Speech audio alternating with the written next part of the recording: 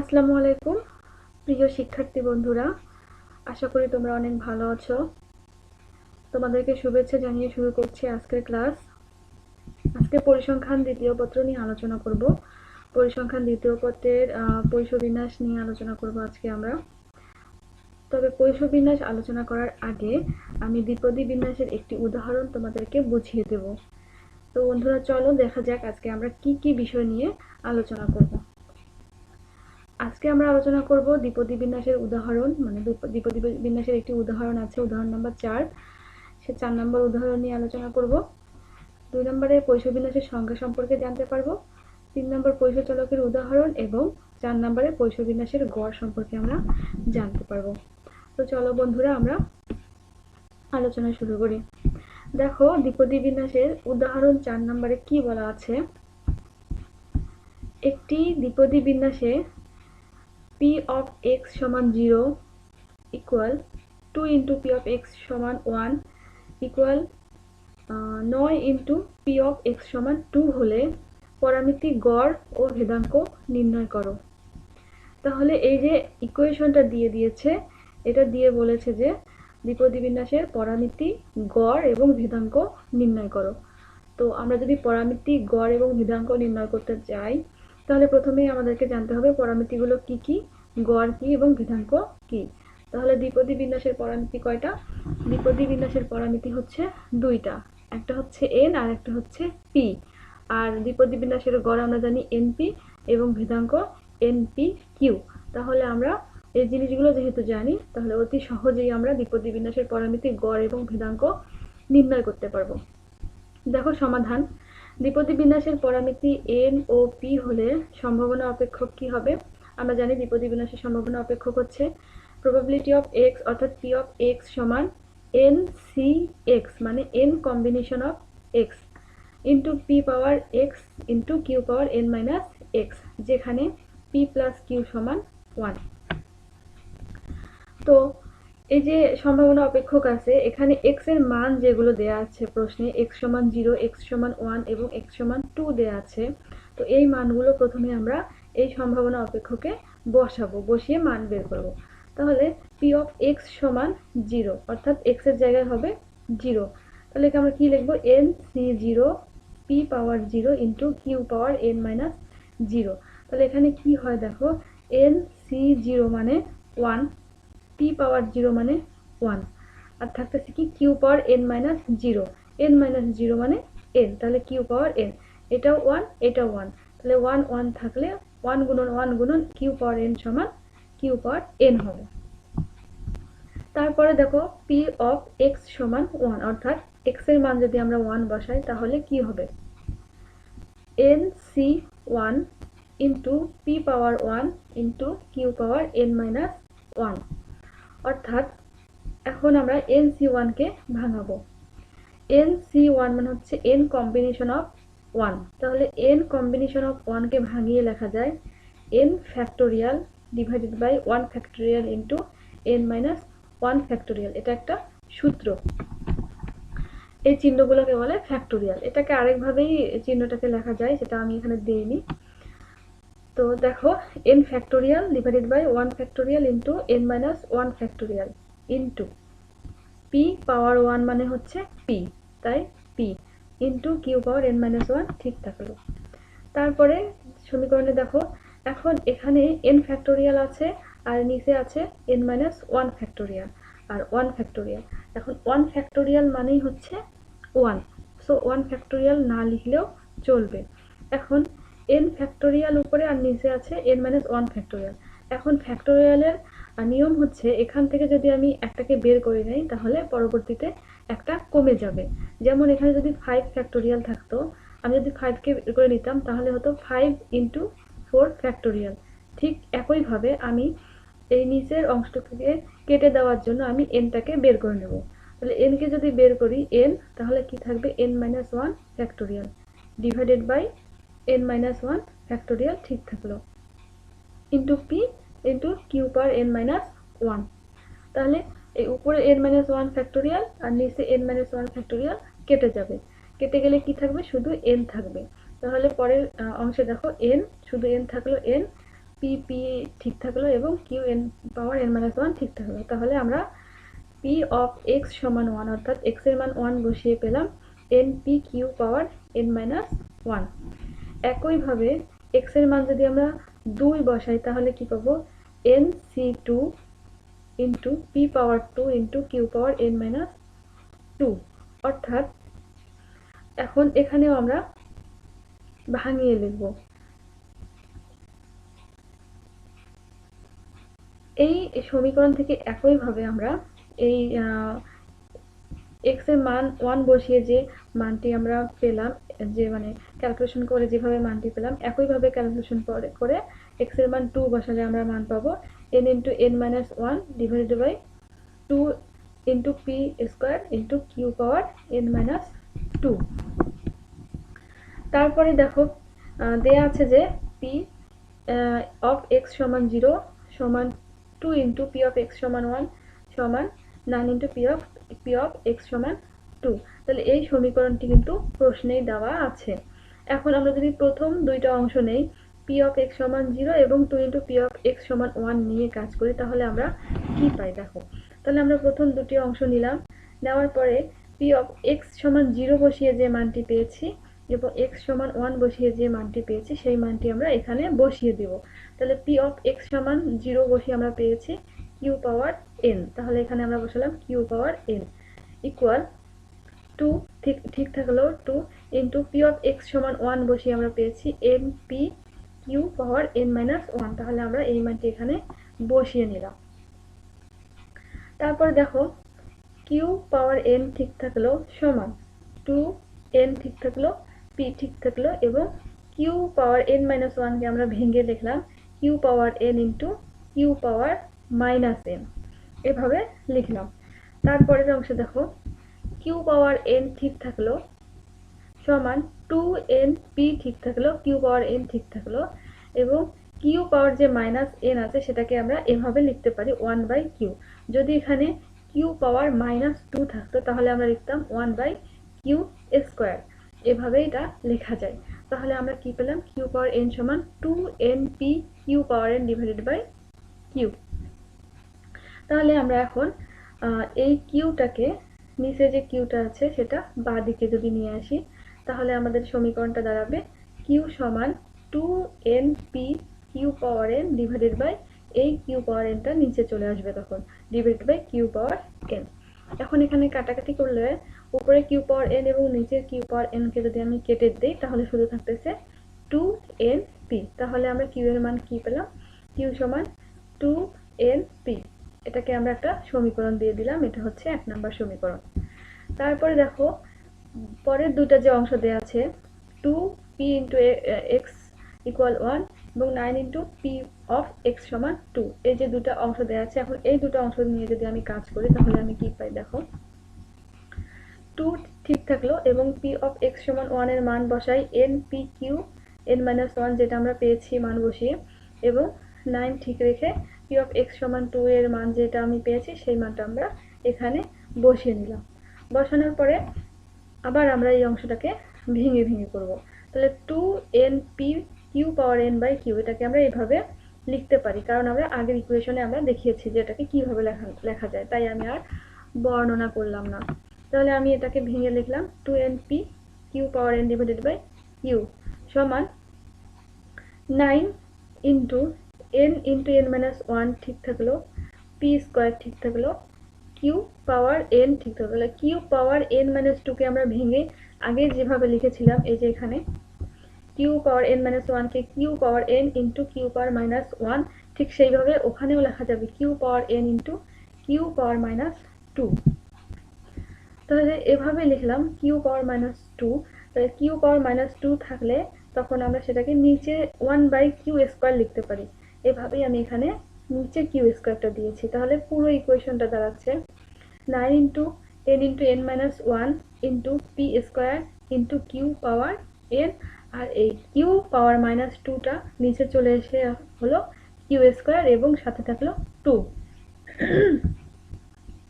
তারপরে এখন যদি আমরা এই পাশ আর ওই পাশ কেটে দেই তাহলে কি কি পাচ্ছি দেখো, এই এন আর এদিকের এন, বাদিকের এন আর ডান দিকের উপরের এন কেটে গেল। বাদিকে উপরে পি আছে, ডান দিকে উপরে পি স্কোয়ার আছে, তার মানে এখানে দুইটা পি আছে। এইখানকার একটা পি থেকে যদি এখানকার একটা পি কেটে দেয় তাহলে এখানে শুধু একটা পি থাকতেছে আর এখানে কোনো পি থাকতেছে না। তাহলে এন গেল, পি গেল। এখন দেখো কিউ পাওয়ার এন, এখানে একটা কিউ পাওয়ার এন আছে, এখানেও কিউ পাওয়ার এন আছে। তাহলে Q power N, Q power N কেটে দিলাম। তাহলে উপরে N, P, Q power N তিনটাই কেটে গেল, শুধু থাকলো 2। আর নিচে কিউ আছে। এখন এই কিউকে এই নিচের কিউ স্কোয়ার, মানে এখানে দুইটা কিউ আর এখানে একটা কিউ, এই দুইটা কিউ আর একটা কিউকে যদি কেটে দেয় তাহলে নিচে শুধু 1 থাকতেছে আর এখানে শুধু থাকতেছে কিউ আর তার সাথে থাকতেছে 2। তাহলে আমরা পরের ইকুয়েশনে কি লিখতে পারি, 2/1 সমান 9 গুণন n মাইনাস 1 গুণন পি আর নিচে 2 কিউ। আর এই লাইনটাকে কাটাকাটি করে যেটা পেলাম সেটা হচ্ছে এই লাইনটা। বা এখন আমরা যদি আড়াআড়ি গুণ করে দেই তাহলে কি হয়, এই 2টাকে আমি এদিকে পার করে দেব। তাহলে এই 2টাকে যখন আমি বাঁ দিকে পার করে দিব তখন এই 2 নিচের 2 আর উপরে 2 গুণ হয়ে হবে 4, 2 দুগুণ 4। তাহলে 4 আর নিচের 1 লিখলেও কোনো সমস্যা নেই, না লিখলেও কোনো সমস্যা নেই, তো আমি নিচের একটা লিখছি না। তাহলে 4 সমান উপরে কি যেটা আছে সেটা ঠিক থাকবে, 9 গুণন n-1 গুণন পি আর নিচে কিউ থাকতেছে। তারপরের লাইনে দেখো 4 সমান 9 গুণন n-1 গুণন পি বাই 2np। তাহলে এই 2npটা কোথা থেকে আসলো, এই যে এখানে কিউ এর যে মান, কিউ যে এখানে আছে, কিউ এর যে একটা মান পেয়েছি 1 নম্বর সমীকরণে 2np, সেই মানটা আমরা এখানে বসিয়ে দিলাম 2np। তারপরের লাইনে এই উপরের পি আর নিচের পি যদি কেটে দেই তারপরের লাইনে আমরা পাবো 4 সমান 9 into n-1 divided by 2n। এখন এই দুইটাকে আড়াআড়ি গুণ করে দিলে আমরা পাবো, এখন তার আগে একটা কাজ করে নিবে, এই 9টাকে এই n-1 দিয়ে গুণ করে দিবে। তাহলে 9টাকে n-1 দিয়ে গুণ করে দিলে কি থাকে, 9n-9। এখন আড়াআড়ি গুণ করলে এই 9n-9টাকে এদিকে নিলাম আর আড়াআড়ি এখানে গুণ করলে 4 দিয়ে 2n কে গুণ করলে হয় 8n। তাহলে এখানে কি থাকলো, 9n-9 ইকুয়াল 8n।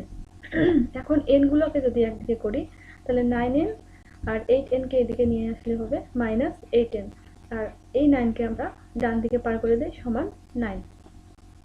এখন 9n থেকে যদি 8n বাদ দেই তাহলে থাকে একটা n, তাহলে একটা n সমান কি থাকলো 9। তাহলে আমরা n এর মান পেয়ে গেলাম, একটা পরামিতি n এর মান আমরা পেয়ে গেলাম। এখন আমাদের কি দরকার, p এর মান, তাহলে আমরা দুইটা পরামিতি পেয়ে যাব। এখন এই n এর মান যদি আমরা 1 নম্বর সমীকরণে বসাই, এই যে 1 নম্বরে যে সমীকরণটি পেয়েছিলাম q সমান 2np, এখানে যদি আমরা বসাই সেখান থেকে আমরা কিন্তু একটা মান পাবো। দেখি কি মান পাই। তাহলে n এর মান 1 নম্বর সমীকরণে বসাই, q সমান 2 গুণন n এর জায়গায় 9 গুণন p। তাহলে কি হলো, q সমান 9 দুগুণে 18 p। এখন আমরা কি জানি, q সমান 1 - p, সেটা এখানে বসিয়ে দিলাম, 1 - p সমান 18 p। এখন এই pটাকে এই দিকে যদি পার করি তাহলে 18p প্লাস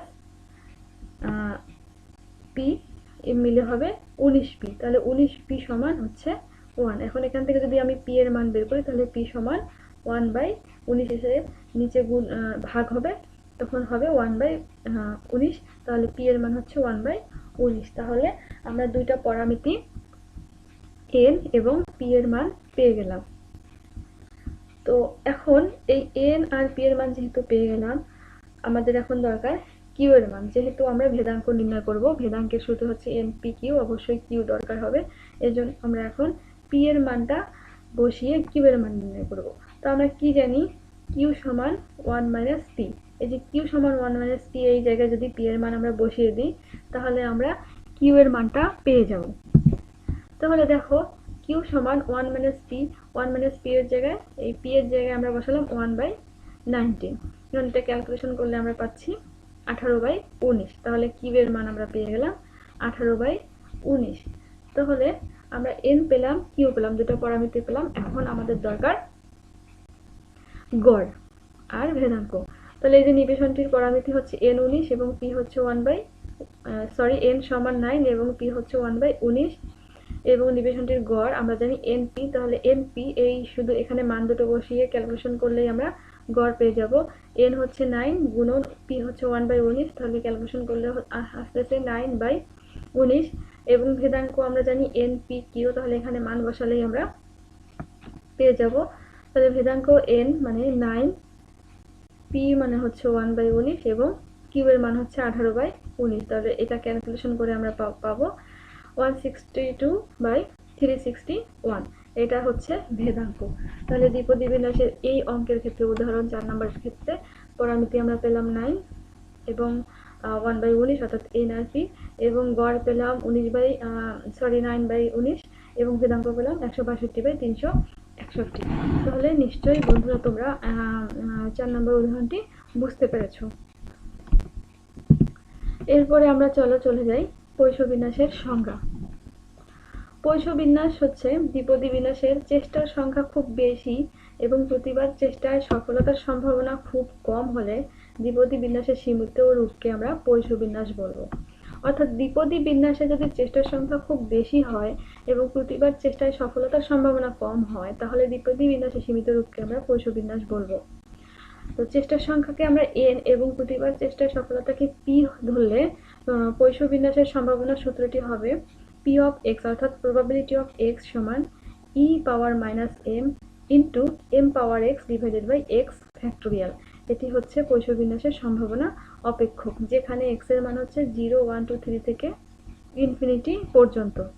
এখন আবার এখানে এম এর মান সমান এন পি কিন্তু দেওয়া আছে। এখন দেখো, যদি আমরা এম এর মান জানতে পারি, যদি জানা থাকে, তাহলে এক্স এর বিভিন্ন মানের সম্ভাবনা আমরা নির্ণয় করতে পারবো। আর এই কারণে এম কে পৈশ বিন্যাসের একমাত্র পরামিতি বা পরমান বলা হয়। তাহলে পৈশ বিন্যাসের পরামিতি কয়টি? একটি, সেটা হচ্ছে এম। আর দ্বিপদী বিন্যাসের পরামিতি হচ্ছে দুইটি, সেটা হচ্ছে এন আর পি। তাহলে পৈশ বিন্যাসের পরামিতি আমরা জানতে পারলাম একটি, আর দ্বিপদী বিন্যাসের পরামিতি দুইটি, এবং এই সম্ভাবনা অপেক্ষকটি অবশ্যই আমরা মনে রাখবো, যেহেতু আমাদের এই সম্ভাবনা অপেক্ষক থেকে আমরা সংখ্যা লিখতে পারবো এবং এই সম্ভাবনা অপেক্ষক দিয়ে আমরা অঙ্ক করতে পারবো। এই জন্য আমাদের সম্ভাবনা অপেক্ষকটি অবশ্যই খুব ভালোভাবে মনে রাখতে হবে। তারপর দেখো, পৈশ চালকের কিছু উদাহরণ আমি দেই। যেমন কোনো পুস্তকে ভুল ছাপা অক্ষরের সংখ্যা যদি এরকম থাকে, তাহলে তোমরা বুঝতে পারবে যে সেখানে পৈশ বিন্যাসের সম্ভাবনা অপেক্ষক ব্যবহার করতে হবে। তারপর দেখো, কোনো বিমানবন্দরে দুর্ঘটনায় কবলিত বিমানের সংখ্যা, কোনো শহরে 1 বছরে জন্মান্ধ শিশুর সংখ্যা, রক্তে নমুনায় লোহিত রক্তকণিকার সংখ্যা, একটি শহরে সড়ক দুর্ঘটনার সংখ্যা, কোনো সুইচ বোর্ডে প্রতি মিনিটে টেলিফোনের সংখ্যা, একটি প্রদত্ত নমুনায় ব্যাকটেরিয়ার সংখ্যা, এবং এক ইনিংসে কোনো বোলারের 10 উইকেট শিকারের ইত্যাদির চেষ্টা আর কি। যদি এরকম হয়, তাহলে আমরা বুঝবো যে এগুলো পৈশ চলকের উদাহরণ এবং সেখানে আমরা পৈশ বিন্যাস ইউজ করব। তারপর দেখো, আমরা কিভাবে পৈশ বিন্যাসের গড় নির্ণয় করা যায় সেটা দেখি। একটি চলক যদি এক্স হয়, তাহলে পৈশ বিন্যাসের সম্ভাবনা সূত্রটি আমরা জানি, যেহেতু একটু আগে পড়ে আসলাম, সেটা হচ্ছে পি অফ এক্স সমান e power m into M power x divided by x factorial, যেখানে এক্স এর মান হচ্ছে 0 থেকে ইনফিনিটি পর্যন্ত। তো সুতরাং পৈশ বিন্যাসের গড় আমরা গড় কি জানি? এক্সপেকটেশন অফ এক্স, অর্থাৎ ই এক্স। এটা জানি যে summation of x into P of x, এটা কিন্তু আমরা জানি। এখন যেহেতু এটা পৈশ বিন্যাসের গড়, তাহলে এখানে আমরা অবশ্যই পৈশ বিন্যাসের সম্ভাবনা অপেক্ষকটি ব্যবহার করব। আর এখানে এক্স এর মান হবে 0 থেকে ইনফিনিটি পর্যন্ত, যেহেতু পৈশ বিন্যাসের সূত্রে দেওয়া আছে এক্স এর মান 0 থেকে ইনফিনিটি পর্যন্ত। তো আমরা পৈশ বিন্যাসের গড় লিখব কি? এক্সপেকটেশন অফ এক্স সমান summation of X P X, আর এক্স এর মান হচ্ছে 0 থেকে ইনফিনিটি পর্যন্ত। এখন আমরা কি করব? এক্স এর মান 0 থেকে ইনফিনিটি পর্যন্ত বসাবো। তাহলে দেখো, এক্স মানে প্রথমে বসালাম 0 ইন্টু প্রবাবিলিটি অফ 0, অর্থাৎ প্রথমে এক্স এর মান 0 বসালাম, প্লাস তারপরে এক্স এর মান 1 বসালে পাই 1 ইন্টু পি অফ 1, প্লাস তারপরে এক্স এর মান 2 বসালে পাই 2 ইন্টু পি অফ 2, প্লাস তারপরে 3 বসালে 3 ইন্টু পি অফ 3, এভাবে ইনফিনিটি পর্যন্ত চলতে থাকবে। এখন আমরা এই যে পি অফ 0 জায়গায় সম্ভাবনা অপেক্ষকগুলো বসাই এবং এক্স এর জায়গায় 0 বসালে কি পাই? 0 into E power minus M into M power 0 divided by 0 factorial, যেহেতু এখানে x এর মান 0 তাই আমরা m পাওয়ার 0 বসালাম, প্লাস 1 যেহেতু x এর মান 1 তাহলে 1 into e power minus m into m power 1 divided by 1 factorial. এভাবে 2 এবং 3টাও বসিয়ে নেব।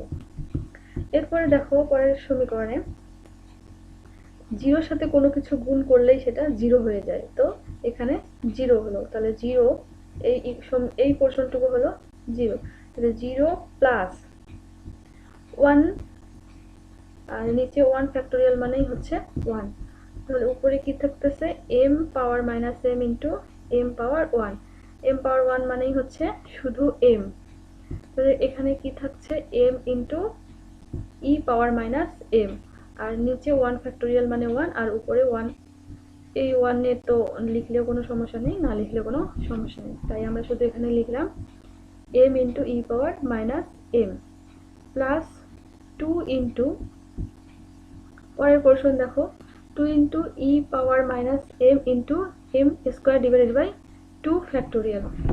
এই যে 2 ফ্যাক্টোরিয়াল আছে, উপরে যেহেতু 2 আছে তাহলে আমাকে এখানে 2 বের করে নিতে হবে। আগের অঙ্কে মানে আগে যে আমি সমীকরণটাতে বলেছিলাম যে ফ্যাক্টোরিয়াল কিভাবে বের করতে হয়, ঠিক সেভাবেই আমরা এখানে ফ্যাক্টোরিয়াল বের করব। তাহলে উপরে যেহেতু 2 আছে, নিচে আরেকটা আমি 2 বের করে দিলে তাহলে উপরে 2 আর নিচে 2 কেটে দিতে পারবো।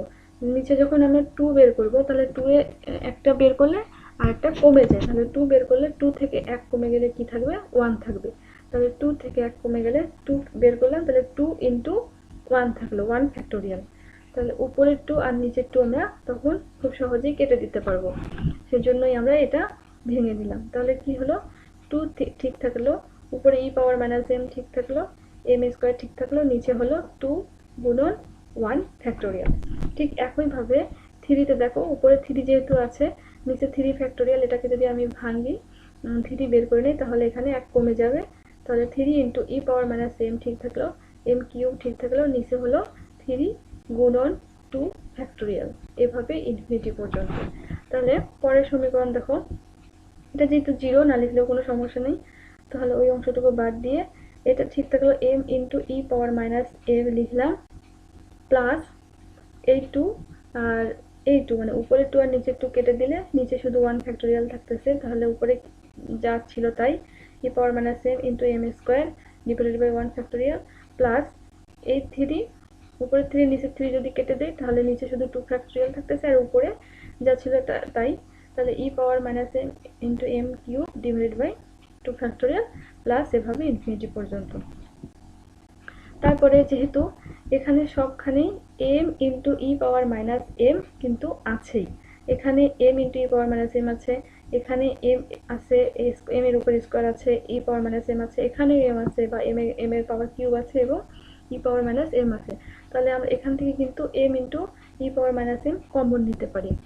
তাহলে যদি m into e power minus m common নেই তাহলে প্রথমে কি থাকতেছে 1, এই যে এখানে এটা কমন নিলে এখানে শুধু 1 থাকতেছে, এখানে e power minus m common নিলে শুধু m থাকতেছে আর নিচে 1 ফ্যাক্টোরিয়াল থাকতেছে, আর এখানে e power minus m common নিলে উপরে m স্কয়ার, যেহেতু m কিউব অর্থাৎ একটা m কমন নিলে আর দুটো থাকতেছে, তাহলে m স্কয়ার থাকবে আর নিচে 2 ফ্যাক্টোরিয়াল থাকবে। দেখো আমরা সেভাবে লিখেছি m into e power minus m common নিয়ে 1 plus m by 1 factorial plus m by 2 factorial plus এভাবে ইনফিনিটি পর্যন্ত। এখন যে এই যে ব্র্যাকেটের মধ্যে যে অংশটুকু আছে এটা হচ্ছে e পাওয়ার m এর সূত্র, তাহলে আমরা এখানে এটাকে e পাওয়ার m লিখতে পারি, তাহলে m into e power minus m ঠিক থাকলো, আর এই অংশটুকুর জন্য আমরা লিখলাম e পাওয়ার m। এখন দেখো এই যে m এখানে লিখলাম, e পাওয়ার m হচ্ছে এই e পাওয়ার m, এখন e পাওয়ার মাইনাস m কে এর আগে যখন আমি বলেছিলাম যে q পাওয়ার মাইনাস 1 যেহেতু আছে তাহলে ওই q পাওয়ার মাইনাস 1 কে আমি লিখতে পারি 1 বাই q, তো ঠিক এভাবেই e পাওয়ার মাইনাস m যেহেতু আছে এটাকে আমি লিখতে পারি 1 বাই e পাওয়ার m, তাহলে এইখানে আমি এভাবেই লিখেছি আর কি m e power m divided by e power m, অর্থাৎ এই e পাওয়ার মাইনাস m টাকে আমি নিচে নামিয়ে দিয়েছি, যখনই আমি নিচে নামাবো তখন আর এই মাইনাস চিহ্নটা থাকবে না, নিচে এসে e পাওয়ার m হয়ে যাবে। এখন উপরে ই পাওয়ার এম এবং নিচের ই পাওয়ার এম কেটে দিলাম, কেটে দিলে কি থাকতেছে এম। তাহলে আমরা গড় কি পেলাম, এক্সপেকটেশন অফ এক্স সমান এম। তাহলে পয়সবিন্যাসের আমরা গড় পেলাম এম।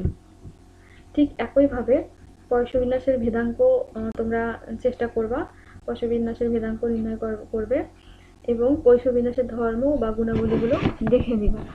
পয়সবিন্যাসের ভেদাঙ্ক নির্ণয় করতে যদি কোনো প্রবলেম হয় তোমরা অবশ্যই আমাকে ইনবক্সের মাধ্যমে জানিয়ে দিবা, আমি তোমাদেরকে সলভ করে দেওয়ার চেষ্টা করব।